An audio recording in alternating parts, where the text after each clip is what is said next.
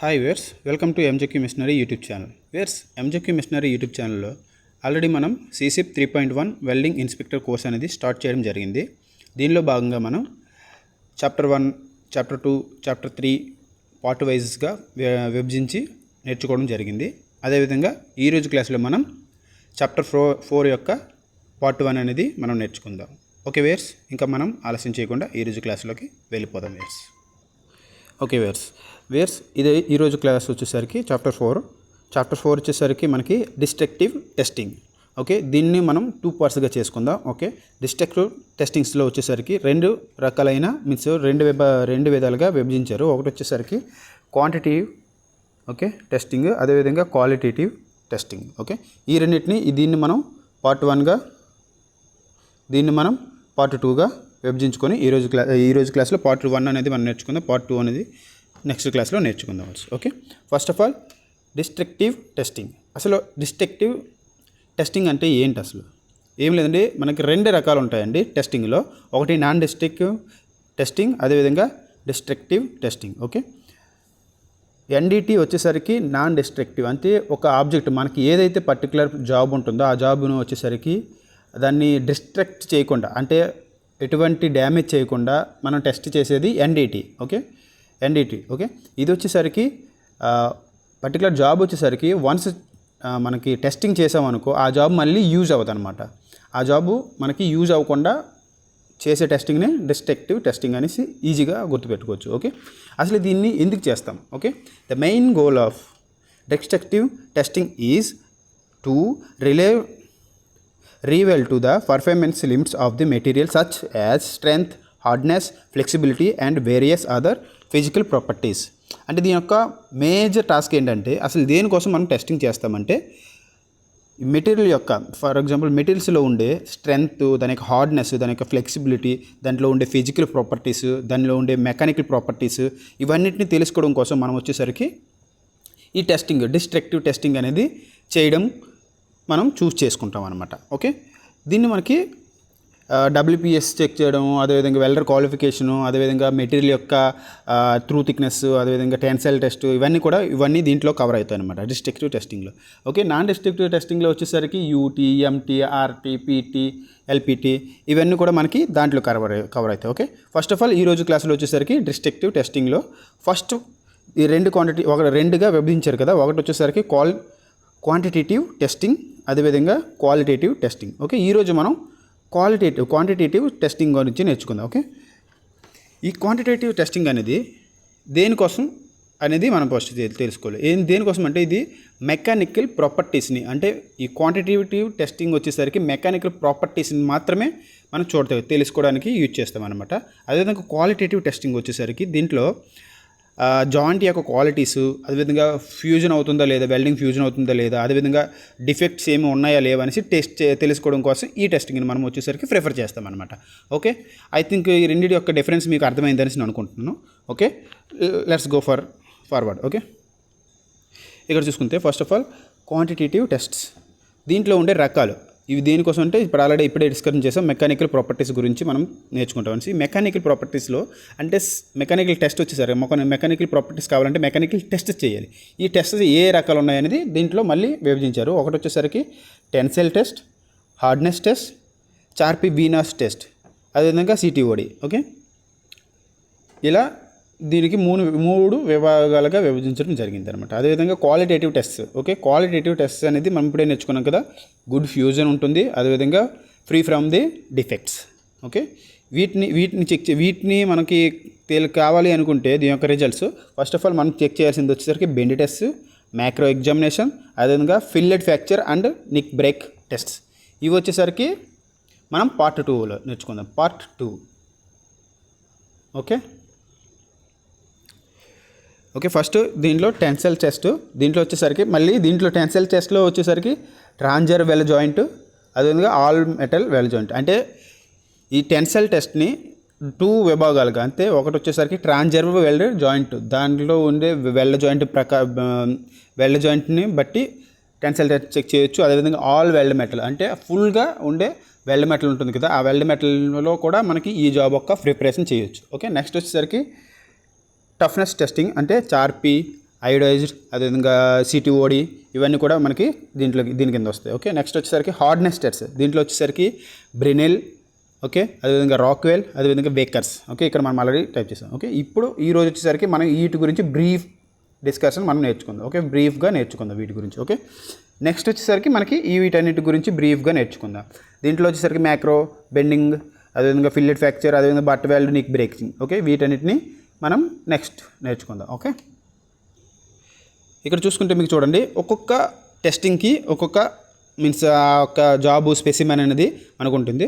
First of all ఇక్కడ tensile specimens చూడొచ్చు.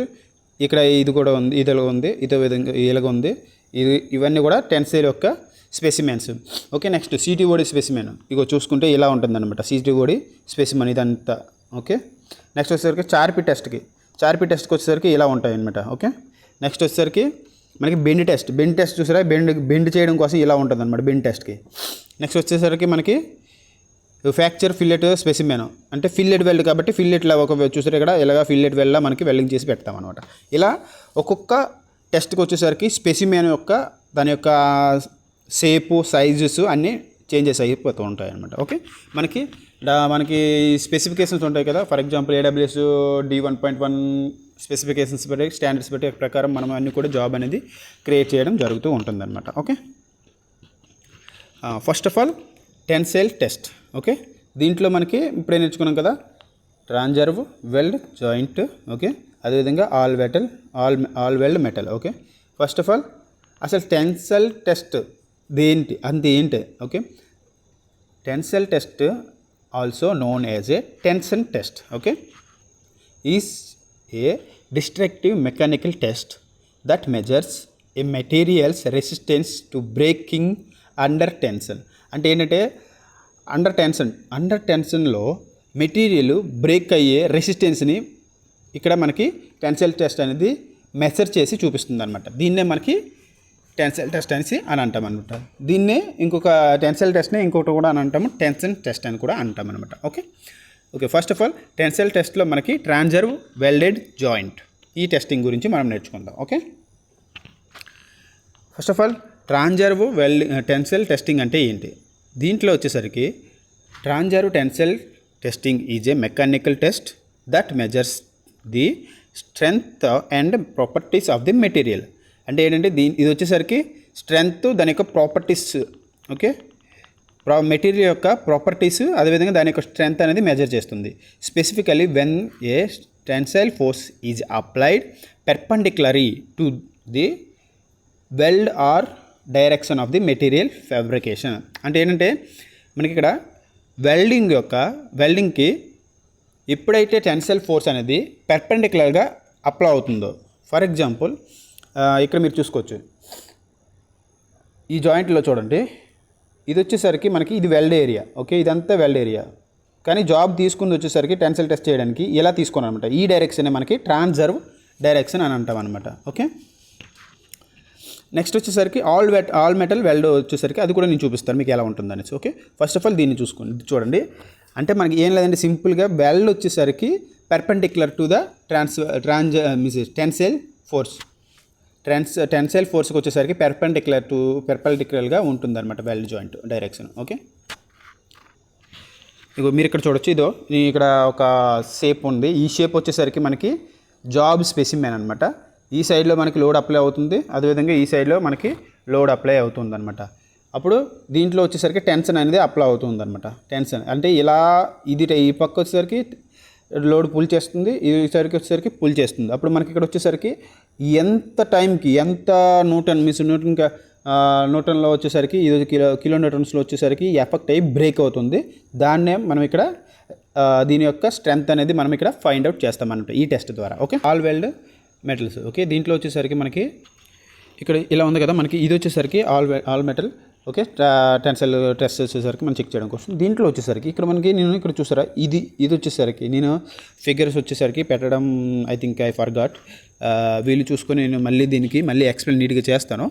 Anyway నేను ఇక్కడ ఒక డ్రాయింగ్ అనేది ఇప్పుడు డ్రా చేశాను నార్మల్గా. ఓకే, దీన్ని మీకు ఎక్స్ప్లెయిన్ చేయడం కోసం నేను ప్రయత్నిస్తాను. ఓకే, దీంట్లో వచ్చేసరికి వెల్డింగ్ వచ్చేసరికి ఉంది కదా, ఇది వచ్చేసరికి మనకి వెల్డింగ్ పోర్షన్ అనమాట. ఓకే, ఈ ఏరియా వచ్చేసరికి మనకి వెల్డింగ్ పోర్షన్. ఓకే, ఈ వెల్డింగ్ పోర్షన్లో మనకి ఈ స్పెసిమెన్ వచ్చేసరికి వాళ్ళు ప్రిపేర్ చేస్తారనమాట టెస్ట్ చేయడం కోసం. ఓకే, దాన్నే మనకి all metal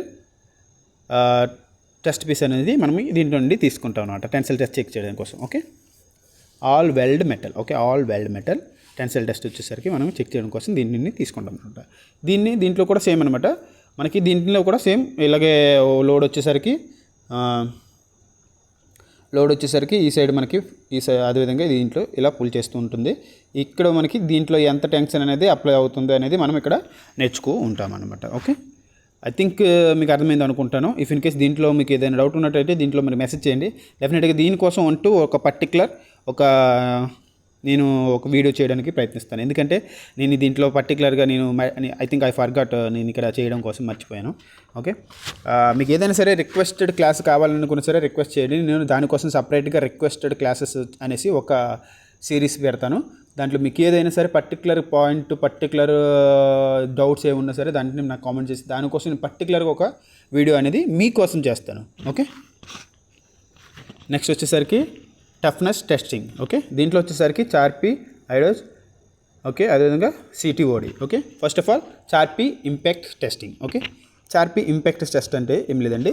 the Charpy impact test is also known as a Charpy V notch test. Okay, is a high strain rate test that involves strikes a standard notched. Okay, standard notched ఒక specimen ఉంటుంది with a controlled weight pendulum swung from certain height. Okay, certain height నుండి పెండలం వచ్చి hit చేస్తూ ఉంటుంది. మీకు ఇక్కడ చూడండి ఈ ఇమేజ్లో కనిపిస్తుందా, ఇది వచ్చేసరికి పెండలం అనమాట.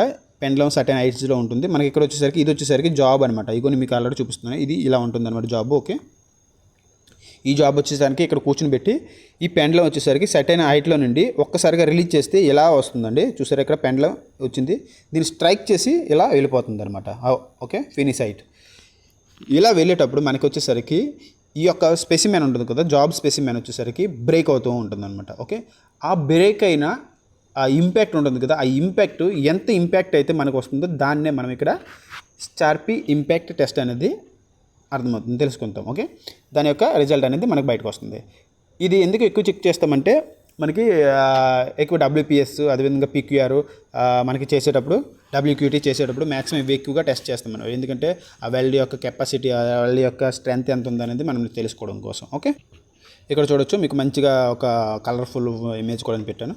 ఇగో హ్యామరీలో ఉంది స్టార్టింగ్ పొజిషన్. తర్వాత ఇక్కడ వచ్చేసరికి స్పెసిమెన్కి ఇక్కడ చూసారా, ఈ స్పెసిమెన్కి వచ్చేసరికి హిట్ అవుతుంది. అదేవిధంగా నెక్స్ట్ అవుట్ సైడ్లోకి వచ్చింది. ఓకే, ఇది ఇలా ఉంటుందండి. స్పెసిమెన్ వచ్చేసరికి ఇలా ఇక్కడ కూర్చొని పెడతారు అనమాట. ఓకే, ఇక్కడ ఇలా కూర్చొని పెడతారు. అసలు దీని యొక్క యూనిట్స్ ఏంటంటే జౌల్స్ అనమాట.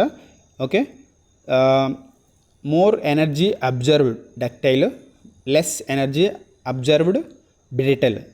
ఓకే, అదేవిధంగా steel that may have very good toughness at ambient temperature may so extreme brittleness at sub zero temperature. అంటే ఏం లేదండి, మనకి ఇక్కడ ఇది వచ్చేసరికి ఆ మెటీరియల్ వచ్చేసరికి ambient టెంపరేచర్లో వచ్చేసరికి వెరీ గుడ్ టఫ్నెస్ అనేది ఉంటుందన్నమాట. If in case extreme temperature sub-zero temperature లేదంటే ఆ ఎక్స్ట్రీమ్ టెంపరేచర్లో వచ్చేసరికి బ్రిటిల్నెస్ అనేది ఆ మెటీరియల్ వచ్చేసరికి వెళ్ళడం జరుగుతూ ఉంటుందన్నమాట. అది ఇక్కడ ఒక meaning. Okay, transition point ductile to brittle changing point. Okay, ఏం లేదండి, ఇక్కడ వచ్చేసరికి ఈ brittle to ductile changing point ఉంటుంది కదా, దీన్ని వచ్చేసరికి ట్రాన్సిషన్ పాయింట్ అనేసి అంటారు అనమాట. ఓకే, అదేవిధంగా purpose to check impact toughness. ఇది ఎందుకు చేస్తామంటే ఇంపాక్ట్ యొక్క టఫ్నెస్ అనేది మనం తెలుసుకోవడం కోసం ఈ యొక్క పద్ధతిని యూజ్ చేస్తాం అనమాట. ఓకే, నెక్స్ట్ ఇక్కడ మీరు చూసుకోవచ్చు దీని యొక్క వెల్డింగ్ చేసిన తర్వాత ఈ యొక్క typical notch position for the Charpy V notch test specimen for WB weld. Okay, అసలు ఈ యొక్క స్పెసిమెన్ రెడీ చేయడానికి WB యొక్క దాని యొక్క వెల్డింగ్ యొక్క సైజెస్ ఎలా ఉండాలి ఏంటి అనేది ప్రాపర్టీస్ వాటి యొక్క డైమెన్షన్స్ ఇలా ఇక్కడ మీకు ఉందన్నమాట. ఓకే, దీన్ని మీరు చూసి నేర్చుకోవచ్చు.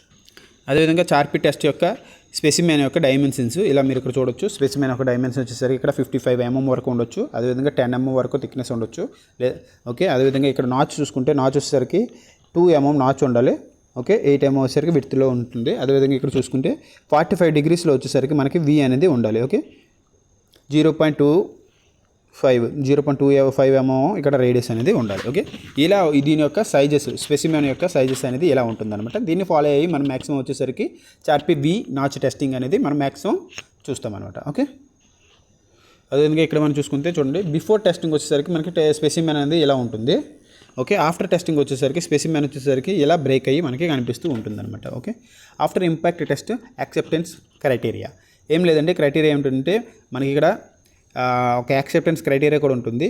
దీనికి వచ్చేసరికి ఈ యొక్క లేటరల్ ఎక్స్పెన్షన్ ఉంటుంది కదా, డక్టైల్ ఫ్రాక్చర్, ఈ వచ్చేసరికి ఈ రెండు వచ్చేసరికి మనకి యాక్సెప్ట్ ఇలా 10 mm కంటే ఎక్కువ రాకూడదండి. ఎందుకంటే 10 mm కంటే ఎక్కువ వచ్చింది అనుకో మనకి వచ్చేసరికి దాని యొక్క యాక్సెప్టెంట్ క్రైటీరియా వచ్చేసరికి రిజెక్ట్ అయిపోతుంది ఉంటుంది అనమాట. ఓకే కింద మనం ఒక డయాగ్రామ్లో మనం చూద్దాం ఒకసారి. మీరు ఇక్కడ చూడొచ్చు ఈ యొక్క డయాగ్రాము. దీంట్లో వచ్చేసరికి మనకు చూసుకుంటే ఓకే ఇక్కడ చూడండి ఈ యొక్క ట్రాన్సిషన్ రేంజ్ ఉంది కదా, ఈ ట్రాన్సిషన్ రేంజ్ వచ్చేసరికి మనకి 47 జౌల్స్ నుండి 28 జౌల్స్ వరకు ఉంటుందన్నమాట. ఓకే దీంట్లో దాటిపోకూడదు. ఒకవేళ దాటిపోతే డక్టైల్ ఫ్రాక్చర్లోకి వెళ్ళిపోతుంది. అదేవిధంగా తక్కువలో ఉంటే బ్రిటల్ ఫ్రాక్చర్లోకి వెళ్ళిపోతుంది అనమాట. ఇలా రేంజ్ కూడా టెంపరేచర్ రేంజ్ కూడా మనకి ఇంపార్టెంట్. టెంపరేచర్ రేంజ్ చూసుకుంటే ఈ టెంపరేచర్ రేంజ్ వచ్చేసరికి మనకి ఇక్కడ 30 degrees ఓకే 30 degrees సెంటీగ్రేడ్స్ దాటించి టెంపరేచర్కి అంత మీన్స్ -30 దీంట్లో నుంచి మనకి రేంజ్ అనేది చేంజ్ అవ్వకూడదు. ఓకే ఇన్ కేస్ చేంజ్ అయింది అనుకో దాని యొక్క కంప్లీట్లీ దాని యొక్క బ్రిటల్ అదేవిధంగా టఫ్నెస్ వచ్చేసరికి ట్రాన్సిషన్ పాయింట్కి వచ్చేసరికి మనకి చేంజ్ అయిపోతుంది. మనం ముందుగా ఎక్స్ప్లెయిన్ చేసుకున్నట్టు. ఓకే నెక్స్ట్ వచ్చేసరికి CTOD టెస్ట్ అనమాట. దీని యొక్క ఫుల్ ఫామ్ ఏంటంటే క్రాక్ టిప్ ఓపెనింగ్ డిస్ప్లేస్మెంట్. ఇక్కడ క్రాక్ టిప్ అంటే ఇదేనండి, ఇక్కడ ఉంది మనకి టిప్ వచ్చేసరికి డిస్ప్లేస్మెంట్ లోపల అవుతుంది అనమాట. Okay Charpy V notch testing enables to engineers to make a judgments about the risk of the brittle fracture occurring in steels, but CTOD test measures a material property fracture toughness. అంటే ఏం లేదండి, చార్పి వి test వచ్చేసరికి వీనాజ్ test వచ్చేసరికి risk యొక్క brittle fracture యొక్క రిస్క్ని చెప్తుంది అనమాట. అయితే CTOD వచ్చేసరికి దాని యొక్క మెటీరియల్ యొక్క ప్రాపర్టీస్ని అంటే ఫ్రాక్చర్ టఫ్నెస్ అంటే టఫ్నెస్లో ఉండే ఫ్రాక్చర్ని మనకి చెప్తుంది అనమాట. ఓకే ఇక్కడ మీరు ఫిగర్ చూడొచ్చు, ఇలా ఉంటుందన్నమాట. స్పెసిమెన్ వచ్చేసరికి ఇలా పెడతారు, ఇది CTOD స్పెసిమెన్. దీంట్లో వచ్చేసరికి బెండ్ రోలర్స్ వచ్చేసరికి ఇలా ఉంటాయి. ఓకే ఈ బెండ్ రోలర్స్ వచ్చేసరికి మనకి ప్రెషర్ అప్లై చేసేటప్పుడు ఇలా బెండ్ అవుతూ ఉంటుంది అనమాట. ఇలా బెండ్ అవుతూ ఉంటుంది అంటే ఈ స్పెసిమెన్ వచ్చేసరికి ఇలా డౌన్ అవుతుంది అనమాట. ఇది ఈ పక్క డౌన్ అవుతుంది. ఇప్పుడు ఆ టైంలో మనకి ఇక్కడ ఉండే ఈ యొక్క వి యొక్క ఉంటుంది కదా, ఈ యొక్క లైన్ అనేది ఆ లైన్ వచ్చేసరికి మనకి ఎక్స్పాన్షన్ అవుతుంది అనమాట. ఎక్స్పాన్స్ అయ్యేటప్పుడు ఈ గేజ్ వచ్చేసరికి మనకి ఇన్సైడ్లో ఇన్సర్ట్ చేస్తారనమాట. నీకు డౌన్లో చూపిస్తాను ఒకసారి. ఇక్కడ చూడండి, ఇగో ఇలా మనకి ఈ స్పెసిమెన్ వచ్చేసరికి ఇలా డౌన్ అయింది. ఇలా డౌన్ అయ్యేటప్పుడు మనకి ఈ గేజ్ ఉంది కదా, క్లిప్ గేజ్ అంటారు దీన్ని. ఈ క్లిప్ గేజ్ వచ్చేసరికి డౌన్లో ఇన్సర్ట్ చేస్తారు. ఇన్సర్ట్ చేసేటప్పుడు ఈ టిప్ ఓపెనింగ్ అనేది అయ్యిందో దీంట్లో క్రాక్ ఎంత వచ్చింది అనేది మనకి మెజర్ చేసి దాని యొక్క రిజల్ట్ అనేది మనకి పర్ఫెక్ట్గా ఇస్తారనమాట. ఓకే అదే దాని యొక్క మెయిన్ ఉద్దేశం. దీని యొక్క స్పెసిమెన్స్ మనం చూసుకుంటే ఇలా ఉంటుందండి, స్పెసిమెన్ యొక్క డైమెన్షన్స్. ఓకే దీన్ని మీరు చూసుకోండి. అదేవిధంగా దాని యొక్క మెయిన్ ఇది ఎలా చేయాలి ఏంటనేది దీని యొక్క అంటే లోడ్ అప్లై చేస్తారు. లోడ్ అప్లై చేసేటప్పుడు వచ్చేసరికి స్పెసిమెన్ వచ్చేసరికి బెండ్ లేదా ఇంక్లైన్డ్ అయ్యే అవకాశాలు ఉంటుంది. ఈ టైంలో వచ్చేసరికి క్రాక్ అవుతుంది, మీన్స్ లైట్ టిప్ అనేది క్రాక్ కొంచెంగా ఓపెన్ అవుతుంది. ఆ టైంలో క్లిప్ గేజ్ అనేసి ఇన్సర్ట్ చేస్తాము. ఇన్సర్ట్ చేసేటప్పుడు మనకు వచ్చేసరికి ఆ క్లిప్ గేజ్ లోపలికి వెళ్ళి దాని యొక్క విడ్త్ దాని యొక్క మౌత్ అనేది ఎంత ఓపెన్ అయింది అనేది మనకి ఆ లోడ్ గ్రాటిట్యూడ్లీ మనకి ఇంక్రీజ్ అయిందా లేదనేసి మనకి ఆ క్రాక్ అనేది ఓపెన్ అయిందా లేదనేది మనకి దీంట్లో మనం తెలుసుకోవచ్చు. ఓకే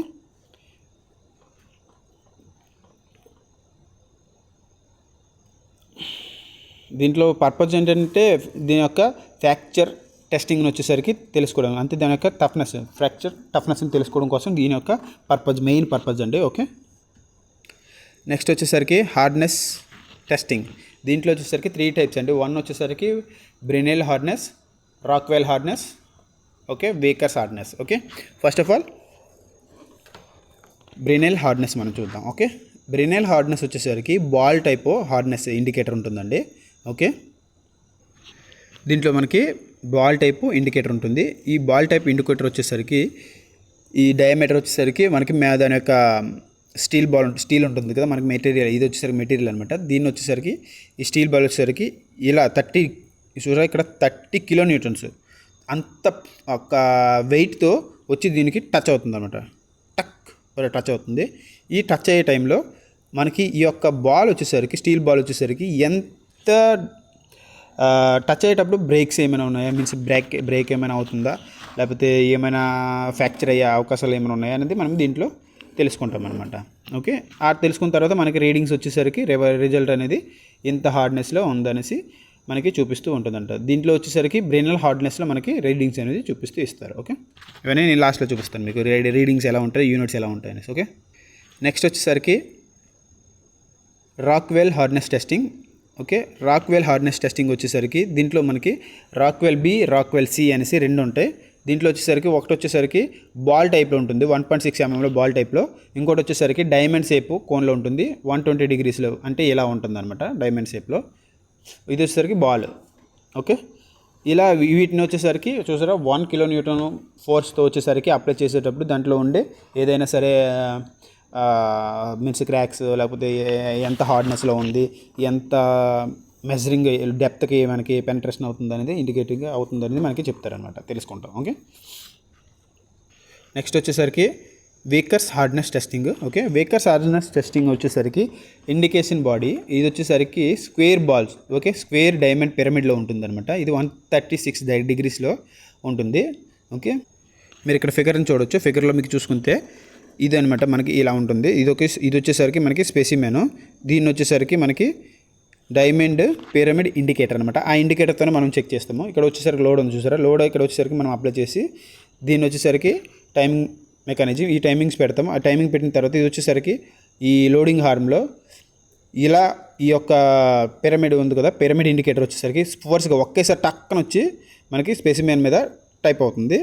ఈ చేసేటప్పుడు మనకి ఎంత హార్డ్నెస్ అనేది, అంటే ఎంత కిలో న్యూటన్స్కి ఇది బేర్ చేస్తుంది, ఇఫ్ ఇన్ కేస్ బేర్ చేయలేదా, లేకపోతే ఏదైనా క్రాక్స్ వచ్చాయా, లేకపోతే ఏదైనా డ్యామేజ్ డిఫెక్ట్ వచ్చిందా అనేది మనము చెక్ చేస్తాం అనమాట. దీని యూనిట్స్ ఎలా ఉంటాయి అనేది మనం ఇప్పుడు డిస్కషన్ చేసుకుందాం.